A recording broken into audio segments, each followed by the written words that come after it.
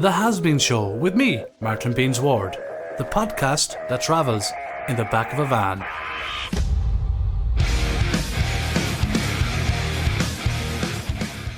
Hello and welcome to the Hazbeanz Show. On this episode we talk about travellers. More specifically, we talk about the heritage and culture and history behind travellers with Martin Warde, who was the first ever traveller mayor from Tuam, County Galway. Our second guest is Willzee, a contemporary young Irish traveller who's also a rap artist from County Limerick. Also, we've been looking at the statistics behind the podcast and it's growing week on week. We're getting more downloads, more listeners. So if you're listening to this show, please share it. Please get your friends to listen to it. Please download it. Do all those brilliant things. We've been mentioning the Patreon links and the PayPal links for those who want to donate and support the show, which would be absolutely brilliant. And I can tell you now, genuinely appreciate it. Without you guys, this wouldn't be possible. But I want to give a big shout out because myself and Chris are here looking at the statistics at the moment, and we've got people in Russia, Spain, Denmark. We've even got somebody in Saskatoon. Shout out there to Kieran Tora. Is it Tora? Tora, Laura, laddie, Tora, Laura, yeah. No, it's actually Tunra. So Kieran Tunra, I was talking to your mother, Claire, and she said that you're over there in Saskatoon. It sounds like an animation more than a town, but it's in Canada. So shout out to you in particular. And for anyone else that's listening in from wherever you are in the world, send us a message. Say hi. We'll give you a shout out. We really appreciate the global reach that our podcast is getting. Now, on to the episode. Today we are joined by Martin Warde, also known to us in Tuam as Jonsey. Martin has spent his life campaigning for travellers. He's heavily involved in politics. He was also Ireland's first ever traveller mayor. So I'd like to say welcome to the show, Martin. Thanks, Martin. Thanks for inviting me on. I'm delighted to get the opportunity to be interviewed by your good self. Am I paying you for that indictment there now, Martin? No, definitely not, Martin. Definitely not. We start the comedy shows. Come here. Will you take a traveller's check, will you? Sometimes they can be a bit dodgy, you know? They can be a bit dodgy. Well, Martin, today, the reason why I wanted you on the show, and I've been asking you to come on for ages, is because you have a massive wealth of knowledge when it comes to traveller heritage. So I just want to kick straight off with the first question, because for anyone listening to the show, today's episode is about travellers. It's a second in a series of 6 episodes dealing with, not dealing with travellers, but looking at travellers and the topics around travellers. And today's episode is about traveller traditions and about, I suppose, the old ways and the new ways. So the old ways are gone, it's time to move on, the day of the rover is over. Get up, Jonesy, do you want to join in? Maybe another occasion. My singing voice is not great, man. My singing voice is not great. I'm not great either. That was a recording there of Luke Kelly. Okay. Cool. But Martin, I suppose, can you tell us, you work with Brubridge in Tuam, which deals with traveller heritage, and you've secured quite a few items there over the years, and it's kind of like a little museum. Do you want to tell us a little bit first about, I suppose, you growing up as a traveller and what you see as things that have changed from the past as to opposed to what the way things are now at the moment? Yeah. Grew up in the traveller market, I've seen huge changes. I've seen all the travellers in the barrel top wagons, the tents, the shelter tents. I recall leaving after my Uncle John, who was your grandfather, and Jerry and Jack, and we said goodbye to them, and we moved into the angle out near Abbey.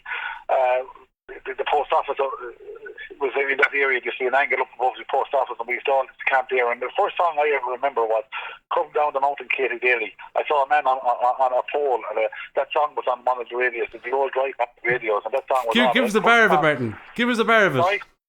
Come down the mountain, Katie Daly. Come down the mountain, Katie do. Yep. I think I can again. More power to you, Martin. More power to you, Elbow. Some things always stick in your mind, and I can remember that.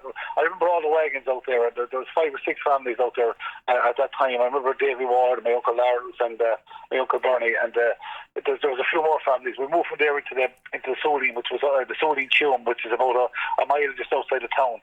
And again, we were with my Uncle Lawrence was there, and the Uncle Bernie moved up there, and Maddie came after a few years. being there.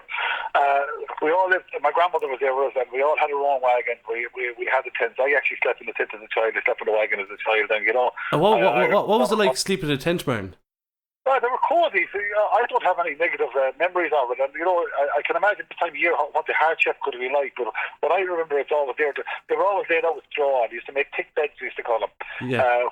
They put straw into bags, and it'd be kind of like a mattress. Some of them used to make, and they were quite comfortable and the cozy, because straw actually holds an awful lot of heat. Now the only thing is, when they used to have straw, they used to make sure that when they were getting it, they wouldn't get it where there was hens.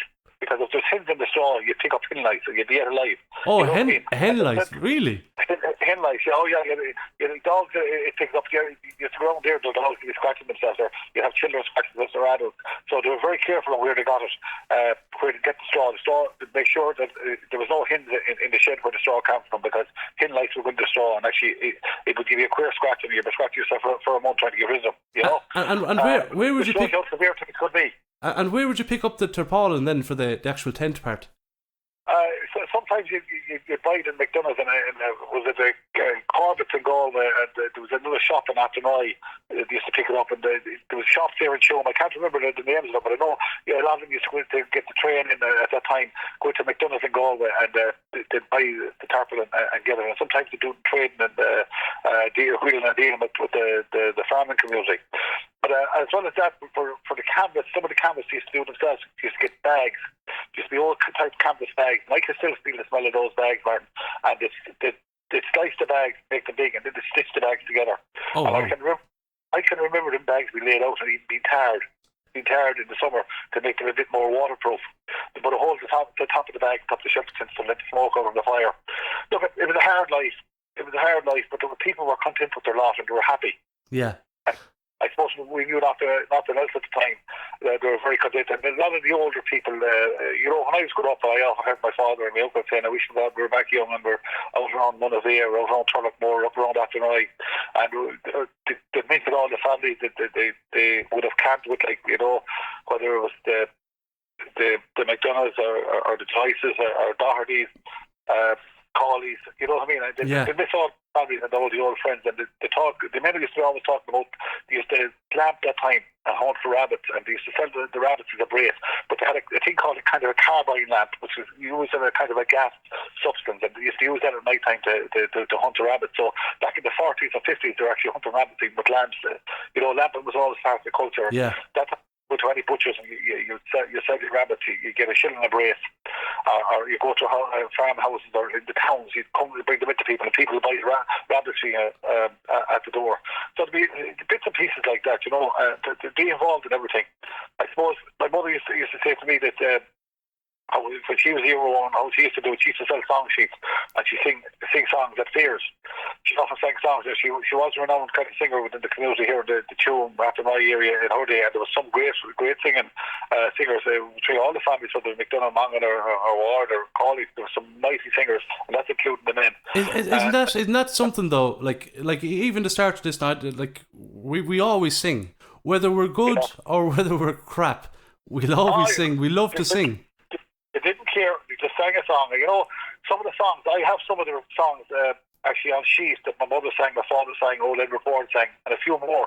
I have recordings of one or two singers, but the thing about it is some of those songs... Sorry. You've got recordings? I've got recording, my father singing, and there's the recording of voice notes of some other travellers, and I did have recordings of other singers. But by any chance, Martin, could you get those over to me? I'd love to be able to put them on, even on this podcast, and if not this one. Oh yeah, what I do is I dig out. Just give me a chance to get them out. I put them on my father up in social media every so often, so just keep it out there. Now, some of the songs he had, I remember. When I was doing research into where travellers came from, you had George come out from those. George told me the first time he heard some of the songs sang by travellers in Ireland, he was amazed.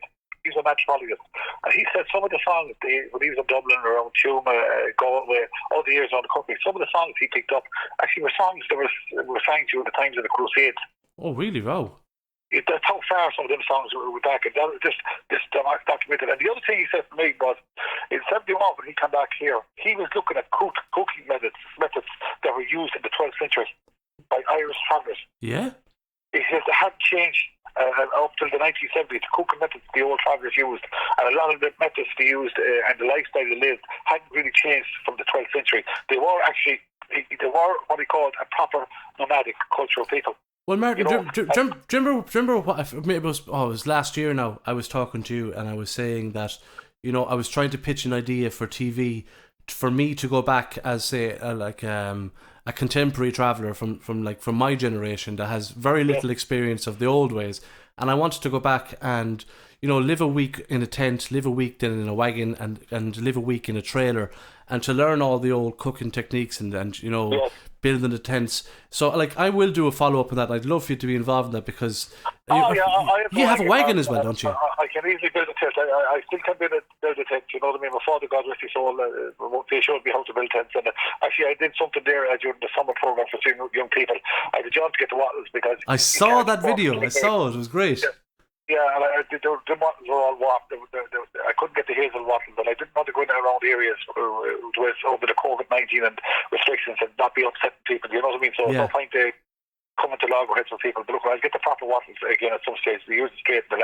You get a set of wattles the last 5 or 6 years. Once they're treated rightly.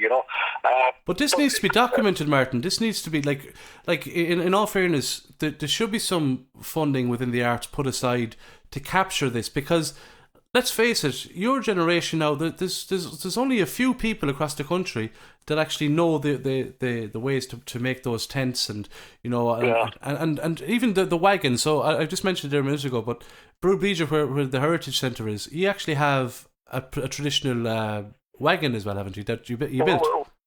We have a wagon down there that we built, and that was very. Go back, it's nearly 50 years ago. The years are flying. But we have that down there. Got the wheels done there recently, and I got the shafts done there last year. And it is in very good condition. And we lived it down to the Mayo County Museum there for nearly a year, and we got it back there last year. But look, it's open there. And if you ever want to use it for what you're saying, contemporary, no problem at all. Oh, I absolutely do. I think though, for I could quite easily come down and do an amateur job of making a documentary about it, but I would rather a professional outfit come in with me as a production company and to co-produce it, but for this to be led by travellers and then to create a really beautiful visual piece to show exactly what it was like, but also to show how difficult it was, because I know for a fact, Martin, and I like my comforts, so I don't think I'd last pissing time in a wagon or in a tent. I know for a fact I won't, but I think that's what we need to see. We need to see how difficult it was back then and to show exactly how grateful we should be today as travellers.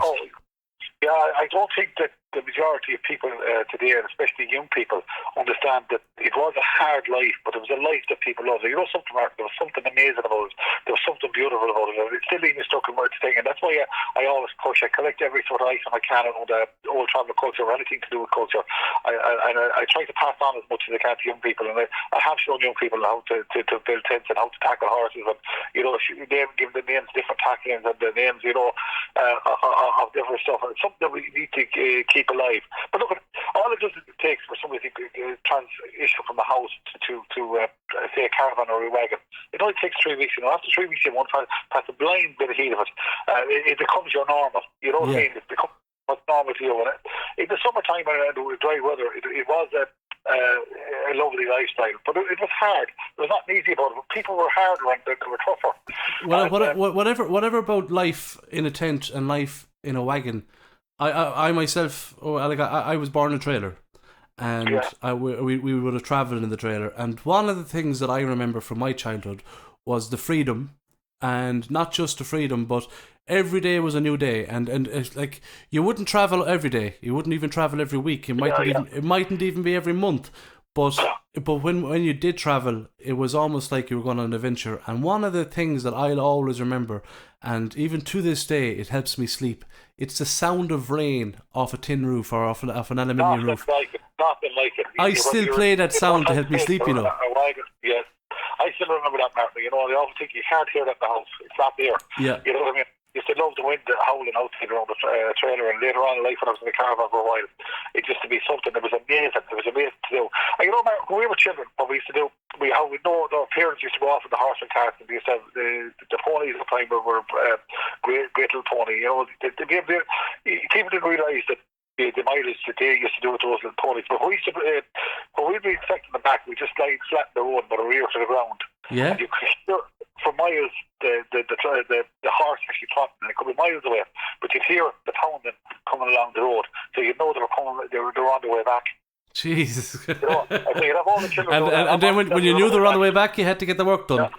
You had to get the work done, and you had the fire light up, and you make sure the girls anyway, especially, they make sure everything was ready to take hammers on the fire, the whole lot, because they know exactly. Go and listen, and that was quite common. You know what I mean? And there was other things there. If travellers were camping in certain areas, and they wanted other travellers to know where they were, they put stones out as markers. Now, the farmers or the country people, it's called, they wouldn't have a clue what was done there. They take scraws off, put scraws along certain directions, and that was the sign they used to follow. So that's how they used to find one of the country years ago. And, you know, there was no mobile phones. There was nothing. You know, you had to find a family. You'd ask directions, but they used to always leave a track, so you'd easily find one family, you'd find the other. You know what I mean? And they had their own way of connection and connecting with one another. Look, it was an amazing lifestyle. There was nothing soft about it. You know, you had great tinsmiths there, and you had, which I've said today is dying out. I think it's Tom O'Donnell now in Dublin, and there's a man in Mayo. Like the last of the tinsmiths, they're coming to an end, you know, and it's something that traveller organisations themselves, especially at national level, should be trying to get funding. That should be revived, of course. Young people how to become tinsmiths again, because that is a trade, but that's a craft. Yeah, it is a craft. Yeah, you're right. It's an art. It's what they do, you know. It's an art form. I've seen some of the stuff that's at the moment. There's some of those tinsmith like pots and cups and stuff. They're on sale at the moment, and they're being made. I think that could be the O'Donnell family actually. But they're online. They're on sale. But Martin, I suppose just maybe to as a final, because I'm worried you're busy today, but I will be getting you back on the show, Martin, because there's so much more I want to talk about, and I will follow up with that video and documentary at some point, whether it's just self-produced by myself or we get professionals involved. It's going to happen because it has to happen. But I want you, I suppose, at that generation of traveller, what advice would you give to today's young travellers? Look, the funny thing about, I was a member of a group of young travellers the other morning, and there was a few of them in it, and they're all 18 years of age, and I decided, like, you know, I said, look, what we'll do today, we'll do a small bit of a presentation, I said, on culture. What do you think? Yeah, please. When we got into the culture and we got into the cant, you had some answers for me. I said, look, where do you think travellers camp? Some said, look, we camp from gypsies. We're gypsies. I looked at that. Where, I think I kept asking, like, where do you think you're coming? Oh, we don't know. We could be Irish people or we could be English people. They hadn't the clue. Then I said, where do you think they thought they were gypsies? So, yeah, they thought they were gypsies. So I kind of corrected that and said, no, we're not gypsies. Like, travellers are indigenous Irish people. And the records going back generations, and the record of the gypsies, Roma, as we call them, of Indian extraction. We're not. We're of Celtic Irish extraction, and there's even older. The Celts actually come from some of our older ancestors as well. But I kind of give a breakdown of who we can and who we believe. I believe we are. I sincerely believe, Mark, we did a program there with Fancy Barrett in 2013. It was called Blood of the Travellers. That's right, yeah. The research was done on that, Mark. It showed that there was two distinct Irish traveller tribes in Ireland. Yeah. Bottom line. And I'll explain that in a minute. But when historians, when they looked at the DNA, they could see this. But when historians did some research and said, where did those people come from? Who are they? They came across a very interesting piece of information in a historical manuscript, which stated that Bloody Mary had put to the sword two tribes that they couldn't control in Ireland. That was the 13th or 14th century. Now, those historians recommended to the researchers at the time that they believed that today's travellers are descendants of those two tribes. The two tribes are Group A, which is Warde, McDonough, Colley, O'Leary's, Joyce, etc. You know, Sweeney. Yeah. You know what I mean? Mongan. They're Group A, and then you've got Group B. And the Group B are in the Rankine area. You know, stuff like that. So they're all of Irish descent, but they're two distinct tribes. And I suppose if you go back far enough, the tribes probably came from one tribe anyway. You know what I mean? Yeah. But the connections are there. And true to form, travellers are in the areas where the forefathers were say 700-800 years ago, 1,000 years ago. We haven't moved from those areas. My DNA, which is quite ironic, Martin, because we're travellers. Like we should have probably moved by now, you know. So around the same area, you know what I mean. Yeah. We're around County Galway, you know, Roscommon, Mayo, those kind of counties. We seem to stick to those regions. Yeah. So it's not a fact because everybody was nomadic in Ireland. You only went around a small area in a county. They keep going around with different circles, you know, because there was cattle they had and whatever sort of animals that they had or whatever sort of crops they were doing. That's how they managed. But I lost my train of thought there again. What you were saying here is there's a interesting thing is that Warde, same with my own DNA, which is exactly the same years because we were the same common great grandfather coming down along the fault line is off the O'Neill DNA, which was Niall of the Nine Hostages.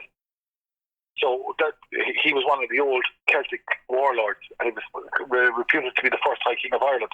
So that's where our DNA comes from. I knew it. I fucking knew it. The funny thing, when they looked into our DNA has changed in 1,000 years. There has been no influence, and they could not find any evidence of being married into gypsies or anything like that. It was just saying that they were a very old type of Irish people. We had connections on one side with the Basque region of Spain, which is kind of amazing. Yeah. In the maternal side, and that seems to be showing up in an awful lot of travellers. The Basque region of Spain, and if you look, that's crazy. I actually went to the Basque country. I went to San Sebastian, Bilbao. Yeah, and if you look at Michael McDonough and Nell up there, great people in Navan, they actually were descended of another king, which close connections to Ireland and hostages. They actually came from the building. Their forefathers would have been the same people as well. You know what I mean? And you've got the Collins who were the first hunter-gatherers, which were a very old form of the old Celtic. They could even be pre-Celtic, but the Isle of Nine Hostages DNA was a sub-DNA of the Collins' DNA, you know what I mean? It was their families extended, and we were extending family out, so the connections are still there, you know what I mean? Yeah. It's amazing. It's something to get into, you know, and I've done a lot of research myself, and I did it with Michael McDonough and Navan and Nell, and we did some training on how to do research. And I would advise young travellers to get involved in that, to find out who you are, and find, you know, do research. Forget about the DNA. You will get a certain amount of information from DNA, but it's not like sitting down at a computer or writing to a parish and trying to gather the information and suss it out and make contact with the old people. It's amazing what people will turn up with. Yeah. Travellers are awful entwined, man. Awful entwined. Well, I tell you now, it is my intention to get in touch and ask them to come on the show, Michael and Nell McDonough. Because like yourself now, they'd have a world of knowledge as well, and this is what this whole series of 6 episodes about travellers is about. It's about looking at the old ways and the new ways, and to see, you know, when things changed. And look, that's a whole other episode, I think. You know, when we came off the road type of thing. And to talk about the assimilation that we were forced into ghettoised areas to get social welfare, and also to talk about how the county councils used to house train us before giving us a house, because there's loads of cases of that. I remember going into the house in 1966, Martin. I could just remember that. I was probably around 4.5, 5 years of age, and some memory sticking out that there was no beds and there was no open fire. My father put in the first range, and I think for the first time we lay in straw beds. But I remember the first time girls actually start wearing pants. It was unseen, unheard of girls wearing pants. What they used to do was wear pants and a slack, they used to call it, and have a dress out over it. You know, and that was up to the 70s. That was way to the 70s, and you know. And where did that come from? That wasn't a traveller thing. Well, that's the way it was, because some of the parents would allow them to wear pants, and they were also strict at the time. I think around 74, 75, it started changing. You know, and I can still remember the young women wearing shawls, and that started changing again around 74, 75. Some of the women actually were wearing shawls into the 80s. I think that young ones, I don't think they're very strict with travelling girls today, but they have great freedom compared to their parents and their grandparents. You know, well, that was always going to have to change, Martin. To be honest with you, you know. It was too restrictive, you know what I mean? And also, like, there isn't enough respect shown to the women of the past, the traveller women of the past, and how they held the family together. Oh, they were mighty women, and the stuff they endured, I don't think that the women of today would be able to endure it. They were so tough and so resilient. It was unbelievable. They were great women. Without them, we wouldn't be here, I'm sure, because they kept so many families together and supported stuff. Yeah. There has been changes around education. And education is grand, but it does. Young people don't know who they are today. A lot of young people are so confused. But you know what, Martin? That's interlinked to education, because the education system has never really allowed us to learn about ourselves. They whitewashed our language out in history, but in the history book when I was in school in junior cert and leaving cert, it was only 2 pages out of a 600 or 700 page book. 2 pages were about Irish itinerants or Irish thinkers. So they didn't even look at our history. We were just like a footnote in Irish history type of thing. Yeah. When in actual fact we predated a lot of the stuff that Irish people claim as Irish history now. Yeah, of course. But look, travellers were the indigenous people of this island. We are the original Irish. There's no doubt about that. Yeah. We never changed our ways. We kept the old Irish ways up till the 70s, the 80s, the 90s. Now we're starting to change. But it's the central community that became Briticized. They took up English ways, English cities, English ways of living and stuff like that. And that's where the problem is caused. Look, I remember my father, God rest his soul, he's got 30 years since January. He died 11th January 1990. And he used to say to me, when he was a young man, he'd go to all the fairs around. He'd go to Andy, Athenry, Balmaslow, and all those fairs. And he says, you have village against village. And he says, you remember Páirc Uí Mongan? Páirc Uí Mongan was a young man. Sorry, he was only, he'd probably be in his 40s when my father was a young man. But Páirc was a giant of a man. He went out, he was around 6'6". And but he used to go to the fair, a farmer come up to Páirc, you know, he says, Páirc, great to see you, shook hands, look, 12 o'clock, and a cloud being struck. Páirc put his comb out and give him a blow over the top of the shoulders. Now he says, he says, that's when the fight starts in the fair. This certain community at that time used to go out, and they used to have their own best men from village to village, and they'd challenge one another, and you'd have family feuds and be sorted as peers. And this wouldn't involve travellers. Sometimes. Oh, really? So this was like the settled community? This was quite common up to the mid-60s, up to the 70s. And now you have those people looking down on travellers today because we've got the travellers. I'm not saying it's right what happens. Some of the stuff they're doing today is totally wrong. Oh, of course. Again, that's another episode. You know what I mean? That's another one. But I think we need to talk about this in some other ways, like, you know, talk about it. But it's amazing that the settled community have lost so much of their culture, but now they're trying to force travellers to live a way that's alien to them. Yeah. You understand what I mean? And that's quite indicative of most marginalised groups across the world, Martin. That's exactly what they do to indigenous people and people of different ethnicities. The majority always try to swallow up the minorities. And what they do is they try to turn the majority against the minority by highlighting, by basically what we're seeing today is like the over-reporting in the media of traveller crime as opposed to non-traveller crime. And then anything that we do is magnified. We're always under a magnifying glass when it comes to what we do wrong, but when we do something right or do something that's good or wholesome, that's never really reported on. And that's a very, very strategic thing that the oppressors or the majority, that's what they do, and that's how they stay as majority, and that's why they always act like they're infallible. 100%, Matt. You're 100% correct right on what you're saying there. And you know, another amazing thing that I start dwelling on lately, since we as a community start getting into the education. Now, education is great about reading and writing, but we've lost skills. Yeah. 60s, the old travellers were thatchers. They could thatch a house. They were carpenters. They could build carts, tables, chairs, wagons. Yeah. the ordinary work like labouring work, but there wasn't a task that they could not put their hands to because they were jack of all trades. Yeah. There wasn't the thing they couldn't do. They could actually make tools out of simplest things. They could make tacklings. I remember my father repairing harness and making harness and putting new pieces onto harness. You know what I mean? And he was quite capable in his younger days to attach houses as well. So they weren't just stuck to one trade. Tinsmith was a trade in its own, which was a craftsmanship, but they could do farriers, shoe horses, cut horses, train horses. You know, there was so much other stuff they could do there like that. You name a trade, I can tell you something. There wasn't a travelling man in the 50s and 60s and up into the 70s that they couldn't do it. But we've lost all that because we became settled. Those trades were no longer needed.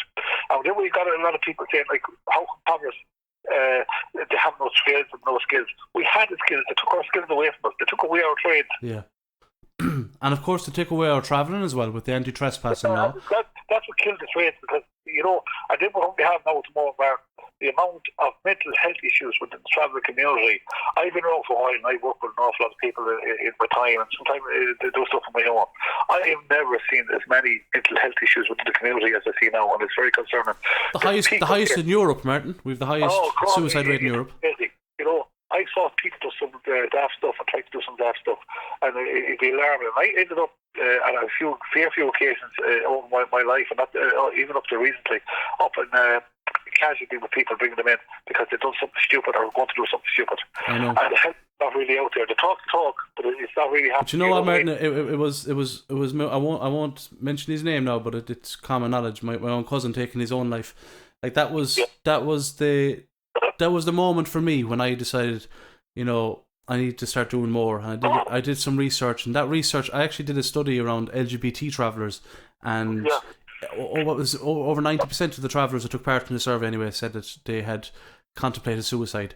Now that research has been used in the School of Sociology in NUIG at the moment, and I did that in partnership with Exchange House Ireland and with Vesna Milesevic in the School of Sociology.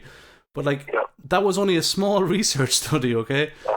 And what I learned from that, and what I learned from my own cousin's passing, is that it's not just that we have a problem, but we have a problem saying we have a fucking problem. It's the stigma attached to it. Yeah. That's what we need to challenge. I agree with that. I'd like send me a copy or find this on the episode. 100% I will. I thought I already sent them to you. Did you? I don't. Did you? Send them me, I'll find them. The thing about it is, Martin, I had another cousin there. He was found dead during the week, and it was an overdose. He was in England, but he was a cousin of the poor creature, and he was a cry for help. And I suppose he didn't know where to go or where to turn from. So, look, it affects everybody. It affects every family. You know, and I'm fully aware of your cousin there. He was a beautiful lad. Yeah. Where things happen, you know, and sometimes people, especially lads will not talk and say what's going on in their minds. You might get over a girl, they'll talk to other girls about it. Lads don't, they just shut up. They're too macho. Well, that's the thing though, Martin, that masculinity is a problem. That's why we need to start challenging our view of what masculinity is. It's not just about having the muscles, it's not just about, you know, being a strong man or whatever, being a working man. But like when we break it down to a cognitive level and we talked about people's minds, there's no real gender when it comes to mind. Your mind is only an organism, and if for example, if women look after their mind because they're allowing their emotions out, and men don't because they're afraid their emotions are going to make them look weaker, then the problem isn't with the mind. The problem is with how we perceive what we should do with what's in our mind. And I think that's where the problem is, and it comes down to masculinity. It does, because if you're told, and we are told, keep, you know, the strong silent type, this is what we were brought up with. You keep your emotions to yourself. Yeah. Men don't cry at funerals. I cry like a fucking baby when I'm at a funeral, and I have no shame in that whatsoever, because I think when we start to repress those feelings and those emotions, that's how it gets, it just builds up over time. And unfortunately, we have a whole cohort of traveller men who probably never will be able to open up emotionally. But now is the time to change it for the next generation. Because Martin, I don't know if you're aware of it, like the amount of suicides of young traveller boys in the last 5 years alone. I think I've counted 10, and a few of them are like 12, 13, 14, like early teens. That, like this kind of idea of masculinity needs to be challenged on that front. Oh, of course it does, Martin. Of course it is. Look at that. You know something, man, these are topics that we need to discuss more and follow up on. And I think it's very important. Look at, thanks very much, Martin, for having me on your show today. I know I was very hard to get through the last week or so. My apologies over that, Mark, but I pulled all sides some days, you know. Don't listen, Martin. I want to say thank you very much for giving me your time today. I'm aware we're after running over time here, and for everyone listening, I'm not even going to edit this out because I want everyone to know that's listening that if they have any questions about traveller heritage, traveller history, traveller culture, to get in touch with Brew Breeder there in Tuam, and more specifically Martin, and as we call him, Martin Jonsey Warde. We'll ask you another day, Martin, where you pick up the nickname Jonsey, but like everything in Tuam, if you don't have a nickname, that means you didn't have friends. So Martin, thank you so much for joining me today. But Jesus, time for a cup of tea on the Hazbeanz show. This show has been sponsored by the Furniture Emporium. The Furniture Emporium is located in Oranmore, County Galway. Go check them out on Facebook, Twitter, and on their website. They do a lot of online sales also. Make sure you check out their Instagram for all the cool pictures they have of all the cool and funky furniture. Check out the Furniture Emporium, Oranmore, County Galway. Coming up next, we have Willzee from County Limerick, by kid from Limerick. I'm from Limerick. He talks like that as well. Wait till you hear. You're going to hear him now in a second. But before we listen to what he has to say about his life and his music, I want you to hear one of his songs. It's called Knick Knack.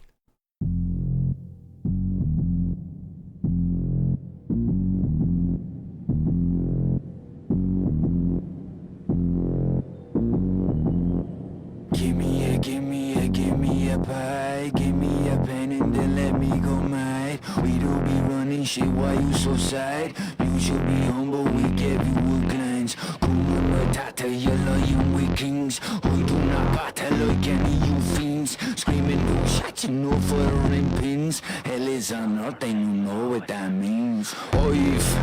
Been dealing with this shit for a long time.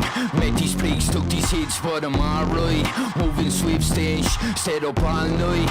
Thought to quit, couldn't quit, taking some mine.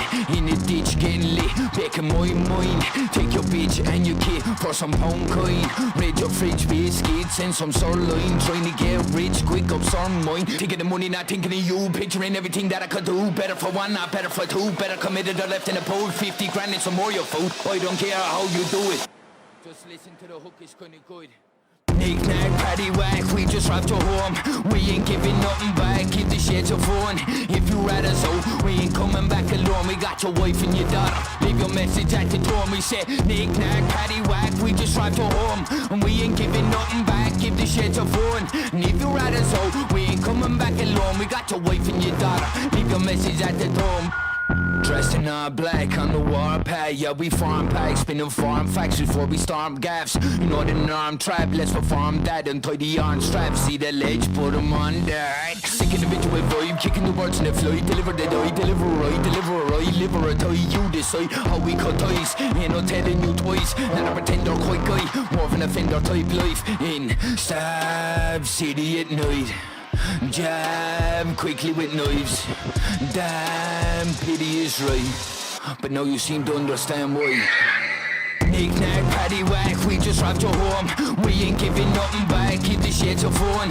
If you rather so, we ain't coming back alone. We got your wife and your daughter. Leave your message at the door. We said, knick knack, paddy whack, we just robbed your home. We ain't giving nothing back, keep the shit your phone. And if you rather so, we ain't coming back alone. We got your wife and your daughter. Leave your message at the door. When I rap this Iraq, bring Ireland to Iran. When I land, I'm about that. Bring a loud pack and a nice fat blunt. I brought tents out when I was on my 5-pound munch. People's champ, eyebrows up. You smell with a rock cooking, that's rock cooking. White powder, night time, right time for a murder. Got 5 guys, no nice guys like a burger. Ain't a nice guy in my circle, wait till I blow like Virgil. I'm so damn certain, if I go blind as curtains, don't lie my verses. If you don't mind, I'm murking. Got my whole mind on my earnings. Got no time for a serpent. The whole scene when it might gone, but the whole time I've been lurking. It's go time and I'm working. I can go far, I can shop by. I got off rides and a cost price. I got Louis bags and purses. My boy Billy, he's Turkish. Your boy really been balling. Who you calling a person? I'm a Martian with a large dick and his earth is a service. Knick knack, paddy whack, we just robbed your home. We ain't giving nothing back, keep the shit your phone.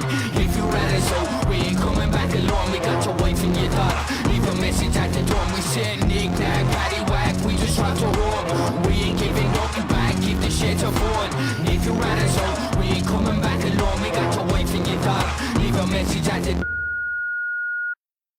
So that was Knick Knack by Willzee, a traveller, rapper, and from Limerick. Don't hold any of those against him. Willzee, welcome to the Hazbeanz show. How are you keeping? Well, Martin, how are things like? I can't hear a word you're saying to me. What language are you speaking? I'm speaking the Kent. They can't because we can't understand you. So that's the Limerick. I can't understand you, yeah, that's it. What's the story? Listen, welcome to the show, Willzee. That was a great song there, Knick Knack. I suppose just for the listeners, do you want to tell us a little bit about the song actually? What was your inspiration for it? There's quite a lot of good lyrics in that one that kind of with a lot of meaning behind them, I imagine. To be honest, that story is about a past life. Like, it's a past reflection of maybe a path I would have been on at a very, very earlier stage of my life. And it's not any kind of a promotion or anything. It's more like of a realization of how graphic things can get. And like some people that walk that life end up having coming to an early demise type thing. So it's about like showing you it, knowing it, and like not glamorizing it, but kind of like, you know, hope to fear you, while also having a catchy tune so you'll remember it, go back and watch it. Well, that is getting into your subconscious, the graphic image in front of you. Do you get me? Yeah. And so Knick Knack, I imagine that's the play on the word knacker anyway. No. It's well, it is and it isn't. It's just like, you know. Listen, Willzee, don't be giving me the political answers. I'm not a shade. I'm not questioning you. This is not an interrogation. That's what stood out for me when I listened to it, and I think it's brilliant because it's reclaiming a word that's always used in a derogatory way. So, by all means, through the mode of arts or the medium of arts, work away with it. You know, I think it's a great thing. But anyway, go on, carry on now. No. How can I carry on now? Yeah, it is a play off of the word, man. I think that like in modern day society, the word people using like words like knack, I think, or itinerant, I find that to be the most kind of offensive one. It's kind of like it's become generalised in a sense. So it's become generalised. People think that it's like normal to go away and call, I don't know, some woman that's walking up the road and old knacker or tinker. You look like a little tinker girl, but like tinker girls are one of the best dressed I've ever seen. Like there's there's some traveling girls there, man, and I swear to God, they're stuck. And the same with the men, like, you know what I mean? So if associating some scruffy looking person as a knacker or a tinker, then you're kind of wrong, my friend. Like, you know, we like to wash ourselves, like, you know. Yeah, no, I don't know. Yeah, I get what you mean, and it is something that we have to. You washing yourself, like, but I definitely do one. Yeah. Well, listen, I wash myself at least once a week, so thank you very much. A good blast to the power hose. It's like it. But come here. So Willzee, then. So like you're based in Limerick. You're from Limerick. I suppose tell us a little bit about growing up. Limerick growing up, man, was kind of mad.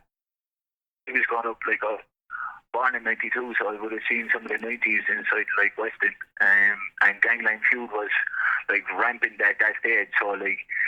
There was fucking murders, killings, you name it, that was happening, drug dealings, whatever. And so growing up in that, in a kind of a hostile environment of a home, like my parents, they had their own, like, say, person. Then being a traveller on top of it, like, life was crazy because it was just from one hit to another, man, you know, like a friend I knew, maybe his brother might have died, then, like, you know, we're falling out with people because they're called scruffy knackers or something like. And then, you know, it was like a countless thing. So as I was growing up in Limerick, you kind of had to be hard sell like at them stages. But throughout the how can I say it, the stage of growth, Limerick has calmed down, and Limerick has kind of became a more peaceful place. But I know that it's still bubbling. How can I say it? So I know that it's still bubbling on the surface. Like, I know that there's still kind of gangland ties still remaining inside of it. I know that there is like awful, like, still some mental health, suicide and things like that are still, the rates are still high. Yeah. But it is getting better. Now, we as people have to keep it going. We have to keep the positivity up, you know, because it's very hard, man, when you were growing up. Like, for me, growing up in them stages, like, I'll say it's awful discrimination, man, growing up. I wore glasses, so I got my fucking glasses broke every day of the week. You know, to get one come on. Yeah. You're a traveller, you're getting called everything and anything. Like, my film Innocent Boy is like a semi-biographical reflection on that, where like I would have came home. I remember I was coming home from the Mount. It was a school just up by Western one day, and two lads were went down the end of the lane and ended up kicking me for harps. You get me? So it's kind of like, why? Because for the simple reason I was a traveller. What's and do you get me? Yeah. So it kind of put a bit of hatred in my heart. But as I went into foster care, and as I found what I class as the two best blessings I've ever had in my whole entire life, my mum and pops, man, I like my mum and pops.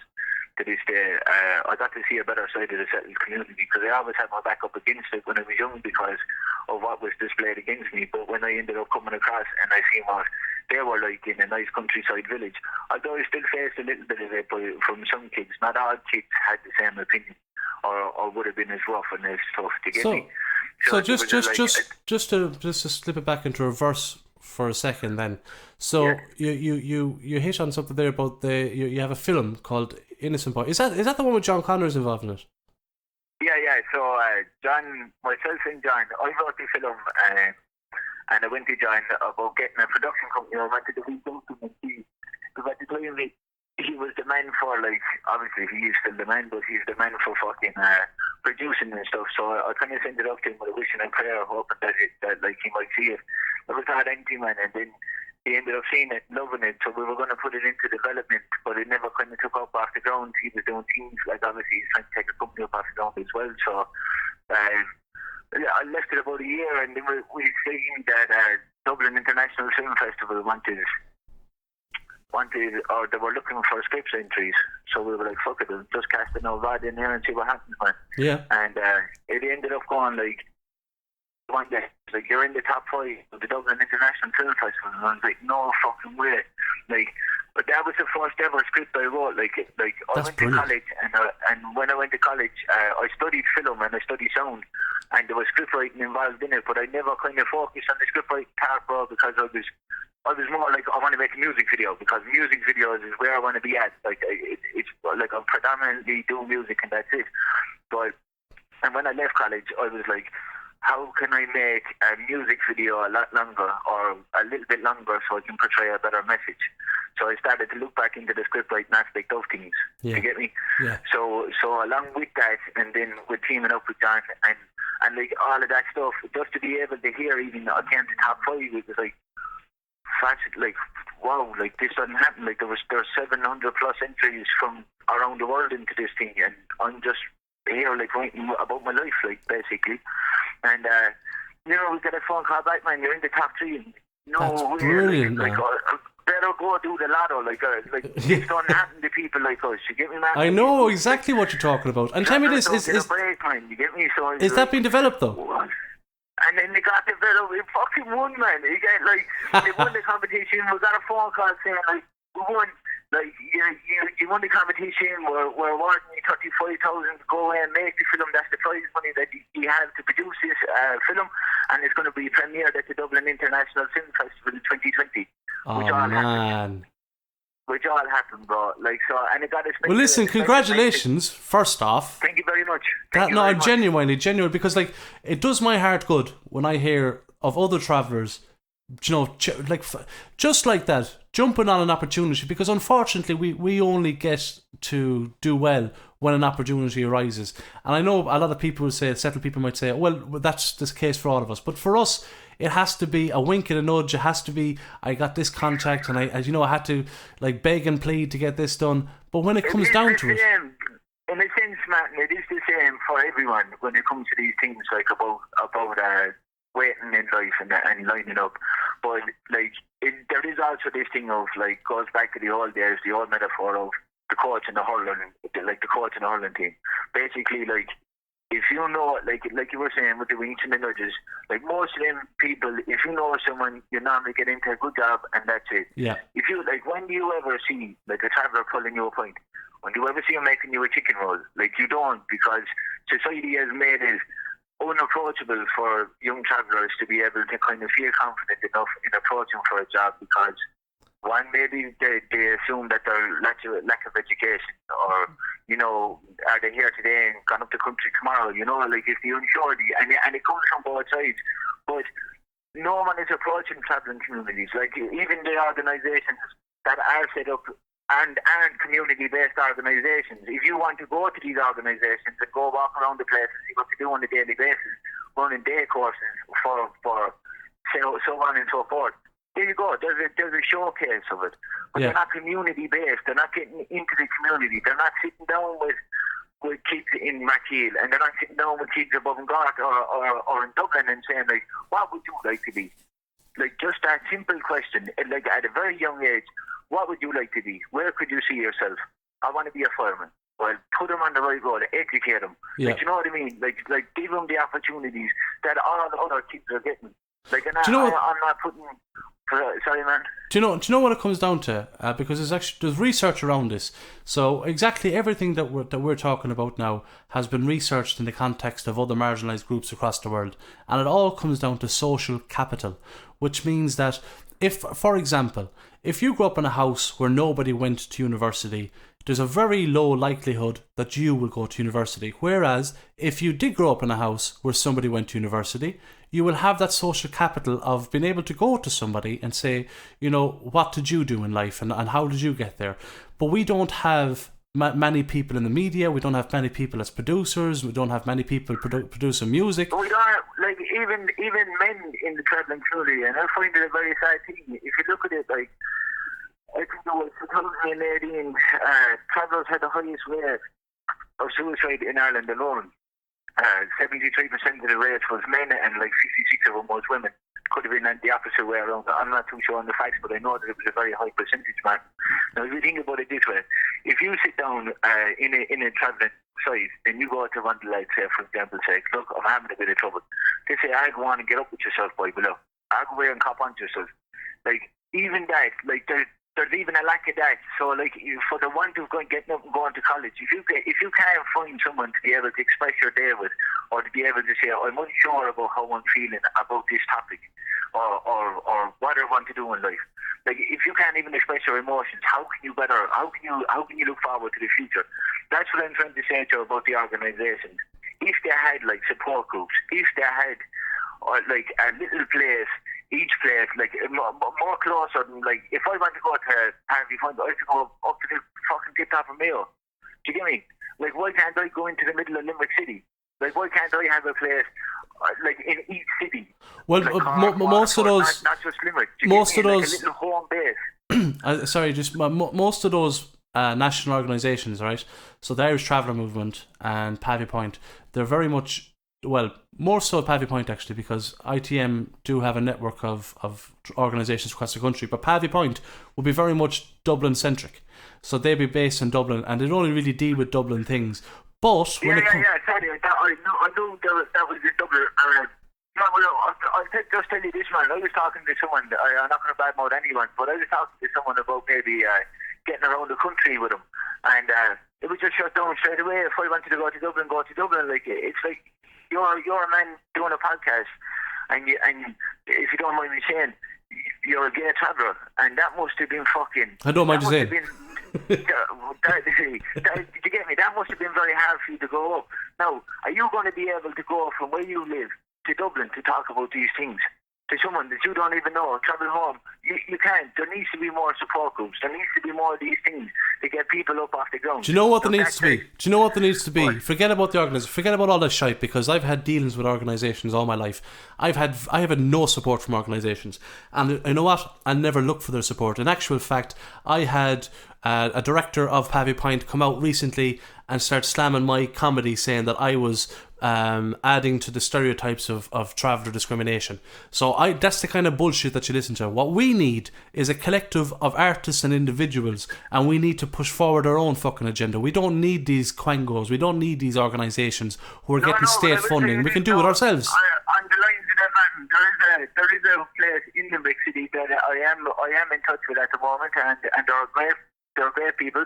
The name they work for Armston House, and in 2021 we're hoping to showcase all of the talent that we have in the Southdown. I'll be there. Shane Davis, he's one of the best spoken word artists you'll ever get. Goes under the title Dot, Like, we have so many different travellers. A Tinsmith lad I know in Dublin. Like, we're going to put on showcases. We're going to take it on the road. We're going to we're going to get up and start doing it. Because if we do it, who will, man? Do you get me? Yeah. Because, like I was saying to on an earlier conversation before about, you know, if you think about the travellers in general, how can we go about settling right and about looking to aid one another and everything when we're fighting with each other? Like, there is a kind of a thing in life where you kind of think of, if I'm going to get sensitive about being called a knacker or a thinker or one of these things, how can I get sensitive if I'm going to go on a call-out video and call some man 1,000 times worse? I know. And for that to be okay. You know, we have to unify. We have to come together. As hard as it is, there needs to be like John Connor is a very strong person in the Irish traveller, in the travelling community, but also in the media. He will be a great mediator to kind of sorting out little feuds. Yourself, you're a lovely human being. You'll be able to do it. You know what I mean? I might even touch into a bit. If we all just get like one little man in each place and we just start going around in community basis, trust me, bro, it'll all fit out. But do you know what? My opinion on that, I think it's a great idea, but I think also that it's also the job of representatives that work and get paid to work in organisations. Also, we should just be allowed focus on our art, because if you're a settled person, all right, you don't have to go along and sort out the feuds and the issues within the community. There's organisations that will do that. The settled people will just focus on their art, which is what you should do, what I should do, what John should do, and we should be supported in doing that. We shouldn't have to answer for the issues within our community, although we can also promote our community in a positive way, but just through our art. Do you know what I mean? We shouldn't have to take on that role of trying to fix things. Yeah, well, I'll tell you this, man. Sometimes I can't say anything bad in the lines of media reception that I've got in Ireland, because everyone has kind of been good to me. The ones that have picked me up and they've been respectful. I have to give great credit to my label, Welcome to the New World, for everything to get me to where I am today. But I will say this, like, that's one support network that I had to get up and find, and everyone has to get up and find their own. That's one thing. Where is them opportunities for anyone else? We got the chance of education, we got these other things, we know how to learn how to approach people. We've been in generalised circles where we know that we are travellers, and like for me, man, when I was growing up, I knew that I would be called out as a traveller, and I know that people's opinion is that travellers, and like I was saying, I don't have the highest IQ. We aren't the cleanliest people. I pride myself on my education. I pride myself on how I appear in front of people, due to them facts. And I shouldn't have to worry about that. Like you said, I should be left alone to do my art, but I'm not. And I have to worry about my cousins, and I have to worry because why? Because like you said, there's no net. There's no net. There's no support as such in them terms. You know what I mean, man? There is support for creatives and certain arts, but there isn't support for the homestead as such. Well, let me impart a small bit of, I suppose, not even advice, but my own, I suppose, wisdom from experience, okay? When I started out, I have been campaigning for travel, and I still do, campaigning left, right and centre for traveller rights, for promoting other travellers. Even yourself, I've shared your stuff on my own pages to try and promote you, and I've done it with loads of other travellers. I've talked travellers out of suicide over the course of a weekend. I've done loads of stuff, extracurricular stuff that people will never know I've done, so I've never done it to get any kind of acclaim. I've done stuff that's put me out of pocket, but let me tell you now, Willzee, that you will not be fucking thanked in the end of it, when you spend years and years and years fighting for traveller rights and challenging those people in power, the systemic racism and discrimination, by challenging that all of the time, what happens is you start getting a couple of people saying well done to you, and then in the end it'll only affect your own career, and that's where I'm at the moment. I've pissed off a lot of people for criticising. Straight out from my mouth, and I hope someone, please God, in years to come, when I'm sitting inside of a mansion and I look back and listen to him and say to myself, you know what, please let God, me look out my window and see Martin in the same avenue as I am, a millionaire crow. I don't want no thanks off no one, and traveller activism isn't something that I'm obligated. Like I'm not attaching that to my career. But if I can take a minute out in my time to absolutely, and I agree with you. And the thing that I will say, man, I don't care about these organisations, and God bless you, man, for everything that you've done, because just like that, it's not about, well, I don't care what the government has to say, and they can blacklist me for everything, man, because at the end of the day, I'm here to change lives. I'm here to change lives with my art. I'm here to change lives with my life. I lived a pretty hostile life when I was young, as I said, so now I want to change lives. Now I want to give back. Like, and it will come, and I don't care if no one ever recognises it, man. To me, there's only one man that ever counts, and it's God. Like, well, when judgment day comes, I can't. How can you call a man out for helping others? It's in the religion. I know, but this. We knew how to talk. It was there, respect our fellow siblings, and gracious through God's eyes. You get me? 100% get you. And the thing is, though, Willzee, I still, if you look at all my timelines, I've lost followers because I've challenged people in power, because I've challenged racism. When you're going to lose followers when they find out that you're a traveller anyway, because although we're not in America, it's like that kind of redneck culture. It's generally like we're like, you know what I mean? We're the bad N-word as such, because it's like no one wants to deal with us. Like no one wants to give a traveller a chance, and it's very unfortunate because this is 2020, man. Like everyone is getting rights now, and everyone, like even asylum seekers are getting a chance at life. You know, like refugees, like terrorists, or even reform criminals are getting a chance at life. But like it's like we can't. It's like it goes back to like if you think about New York, man, and you think about like when they were building the flats and like the ghettoized areas. Yeah. What they wanted to do was they wanted to figure out with mice. They done this graph like where they would build the graph and they would see like how high they could raise the mice before they lost their brain. And then that's exactly what they done. They put people into small little confined boxes as high as the sky can reach to drive them off their game. And then like they lack people of things. So if I don't give you food, water and education, you're going to just go mad and start killing everything around you. So if anything around you is a stinker or a traveller or something like that, then you're going to be like, okay, let them kill each other and eventually they'll die out. Do you get me? So that's why they don't want to, or they'll generalise themselves. So my opinion is that the Irish government are going to assume that if we don't do nothing with the traveller heritage and the culture, and we don't give light to it in any way, it'll eventually die out. We can sweep it underneath the rug, and it'll never, because travellers will normalise, and then the tribe, the kind of tribastic will disappear. Yeah. Bullshit. Bollocks. As long as travellers live, they're never going to normalise. There's gypsies that are proud of Navika. And Navika seems to be a pretty proud thing when he got a quad after him. Do you get me?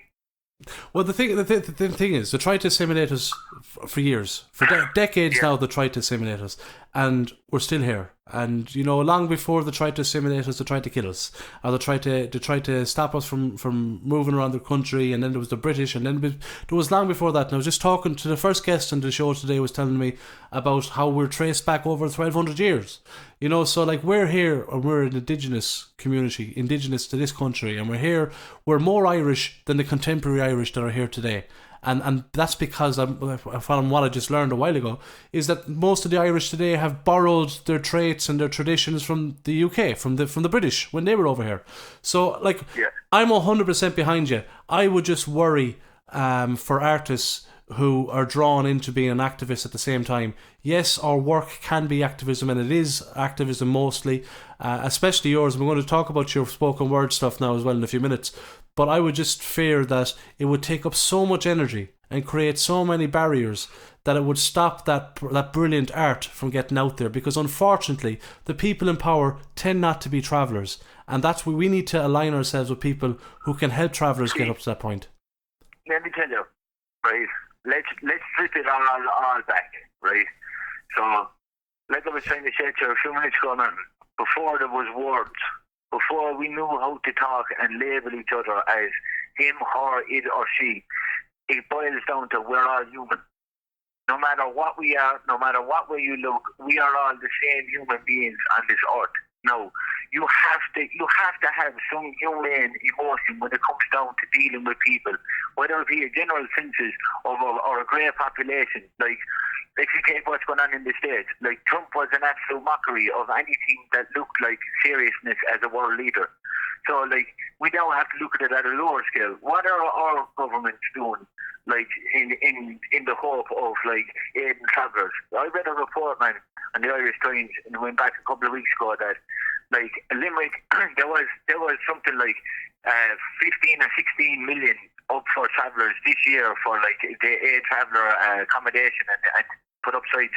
And I think only, like, 4 counties out of the fucking 26 claimed a certain amount of that bounty, to get me claimed a certain amount of that money.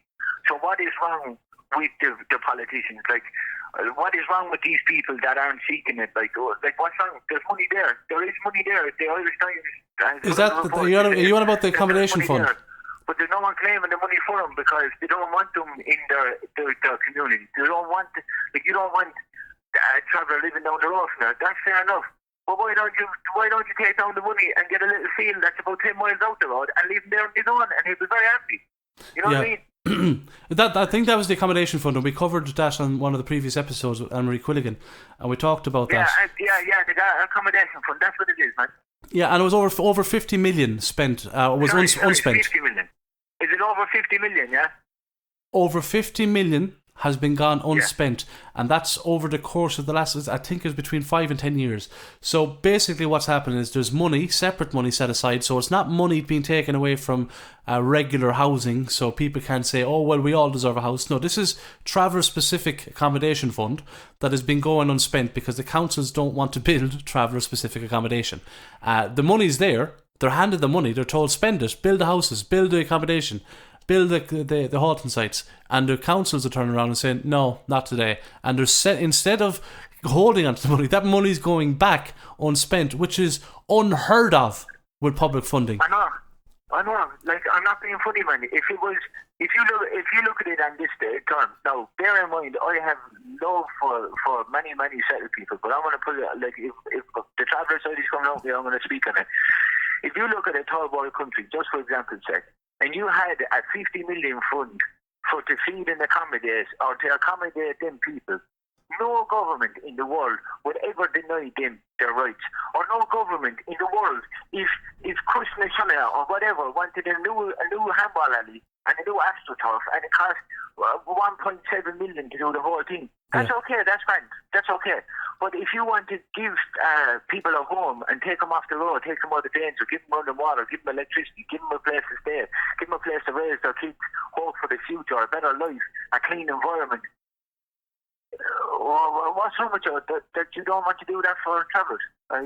I struggle with because it's ingrained. And sure, look, listen, here recently in Galway, I went and I did a video, I reported on it the day after the fire happened.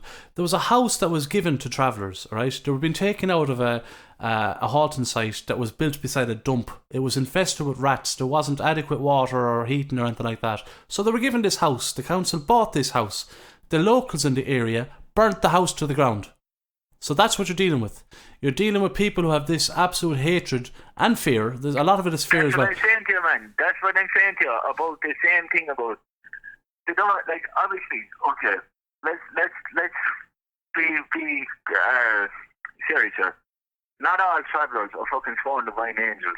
And no, like, not many of them in my family that I can reference are sworn divine angels. So not by any means do I say that, oh yeah, you're okay. If you get this fella to move in beside you, it's going to be like, oh, it's such a most peaceful life ever. It's a risky game, man.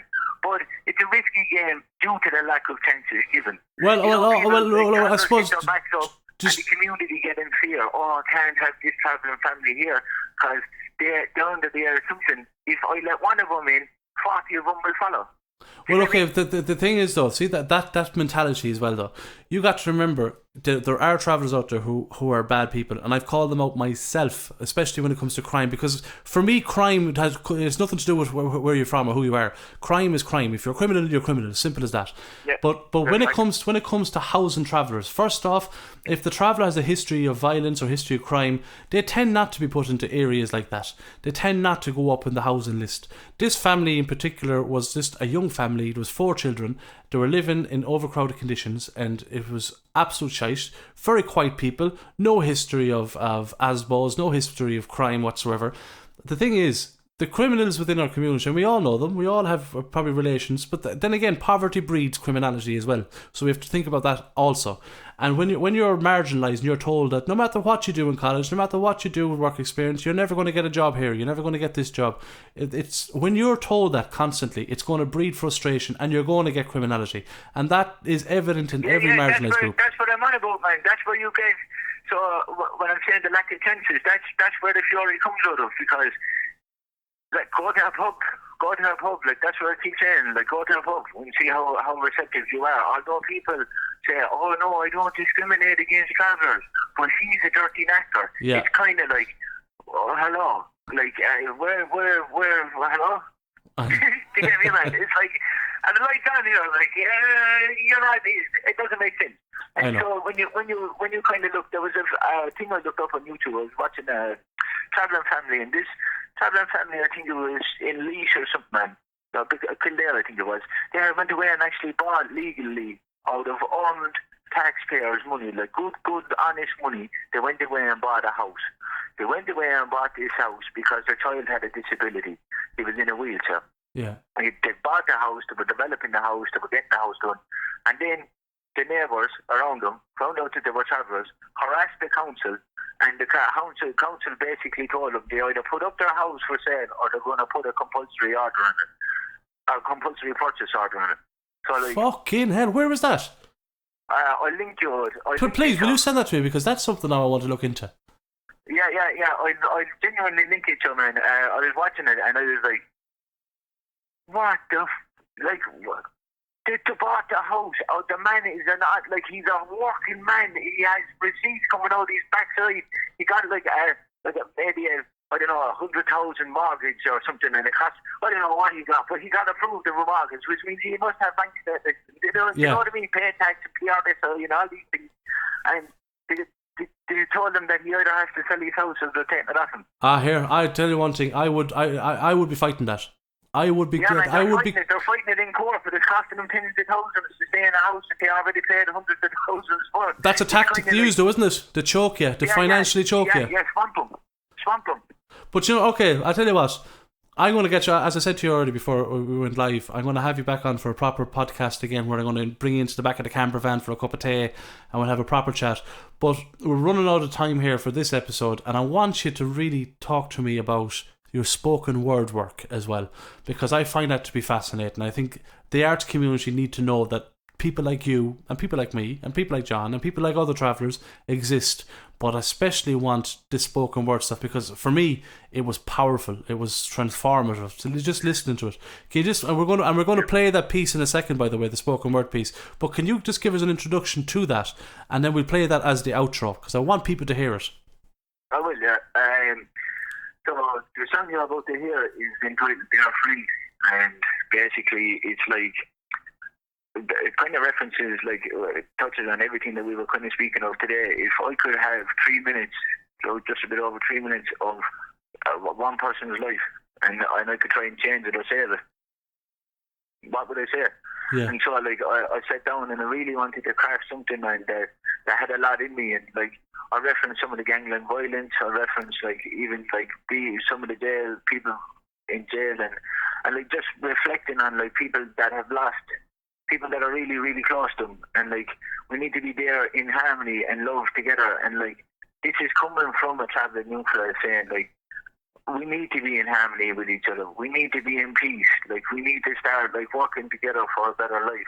Yeah. And especially through all this COVID stuff as well, man. I'm pretty sure that the world is rattled at this stage. So, like, the old stereotypical stuff, the old niches and all the horrible stuff, I kind of wanted to just capture a moment where we can just say, you know, for the rest of the day, I just want to be sound. Like, yeah. I don't want to be anything else. I just want to be nice, and I'd like to put my heart into it when I'm creating pieces. You know, I find that if you talk real life issues and you can relate with people in just the smallest bit, well, that's your job done, you know what I mean? And man, let me just tell you, I'm super proud of you, alright? And we never hear enough travellers saying that they're proud of other travellers, but I am very proud. And I'm proud yeah, that... Likewise, man. Likewise. You're fucking taking off with this comedian stuff. You're doing a great podcast. You're a great human being. And you're standing up for what you believe in. So, like, there has to be props said to you and props given to you. And, like, all of them people that are just giving you stick, man, we're going to get stick throughout your life. No matter who or what you are, you're always going to get stick because people hate to see you succeed. I mean, you're a successful fella, or you're about to be, or you're a creative person, which you are, a man of the art. People are inferior because they don't know what the next turn is. Because you have multiple talents and you have multiple turns, you get me? They're just limited to one just set trade skills, and that's all they kind of know. And brother, you're gonna be in the world. The world is gonna know your name. So just ignore these small listening old cobwebs and just focus on the future. That's what I'd like to say to you, you know. And you know what? If it doesn't work out for me, there's always fucking Pornhub. You up out of it? Oh, you can always dance for me in a video. A bit of lap dancing. You up out of it, huh? Like the Michelin Man. Come here to me. Yeah. What's the name of your spoken word piece? This is Willzee, dear friend too. Come find me on Instagram at Willzee TWOW, at Willzee TWOW everywhere else. YouTube Willzee, Martin Beans' bedroom, would it be your, not Martin, and yeah, talk to you soon, God bless. Come here, listen, Willzee, what I'll do is, you're on Twitter? No, I'm gone, I got off the phone, I hung up. Right, okay, well look, you send me on... Yeah, I'm on Twitter as well, bro. Yeah, I'm on Twitter. In typical traveller fashion, he got evicted from Twitter. I got evicted. They threw me on, Martin. They don't like me on any kind of site. They don't like me on a hot site. They don't like me on a website. They go travelling by you. They go, come on, tell them where to find a more handsome man to be. It sounds like you're trying to send me a generator there out the back of a van. All right, Willzee. So we're going to play your spoken word piece now. Listen, thank you so much for joining us, and I will have you back on the show again in another time. By the way, you spoke fantastically. You are a brilliant representative, and if the arts wasn't for you, politics could be. But I think you're a fantastic person, and you're going to be such an inspiration for a lot of younger travellers. So coming up now, we're going to play Willzee's spoken word piece. Willzee, thank you so much for joining us on the Hazbeanz show.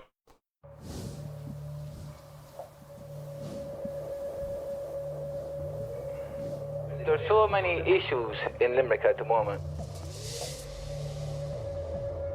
From homelessness, drug abuse, suicide, rise of crime. And the people are trying to find love in where they're living. Do you get me? One day we were chilling and we were talking to a 12-year-old child. He was asked, did he like where he lived? He said, I don't know, no, not really. I don't think that any child, any man or any woman should not like the place that they're from. No one is supposed to fear the place that they're grown from. Do you get where I'm coming from?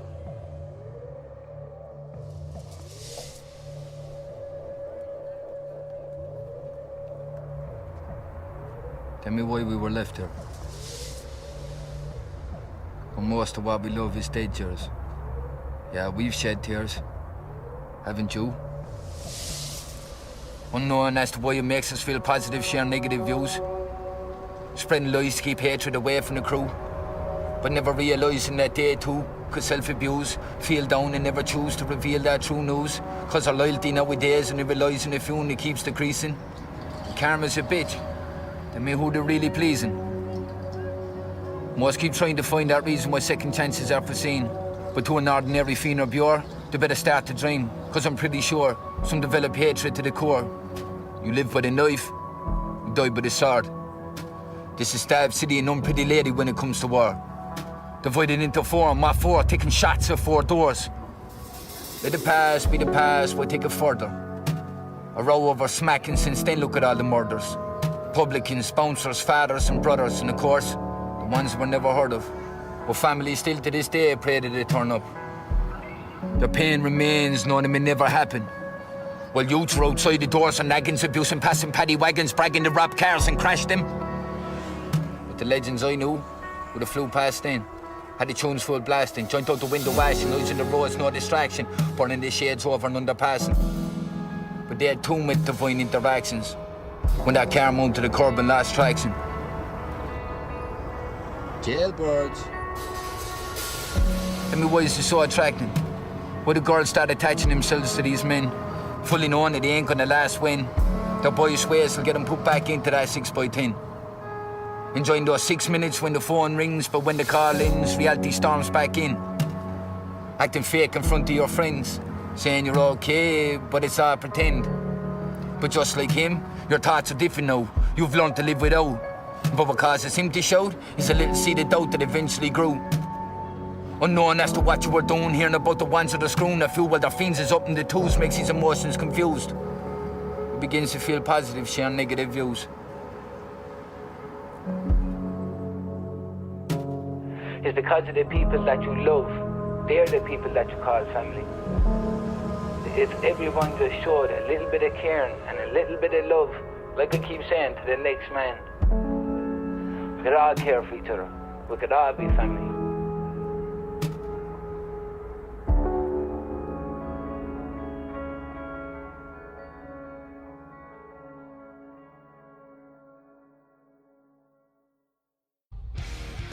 Thanks again for tuning in to this episode of The Hazbeanz Show.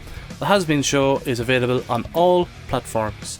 Do check us out on Facebook, which is The Hazbeanz Show, or on Twitter, Hazbeanz, @HazbeanzThe. If you can, we would really appreciate if you could subscribe to our Patreon page, which is www.patreon.com/The Hazbeanz Show. The Hazbeanz is spelled TheHazbeanzShow. Thank you so much. The Hazbeanz podcast is presented by me, Martin Beans Warde. On sound and sound engineering is Chris Jura. Thanks for tuning in. Catch you next time. It's Beans in a pod, but this pod is travelling.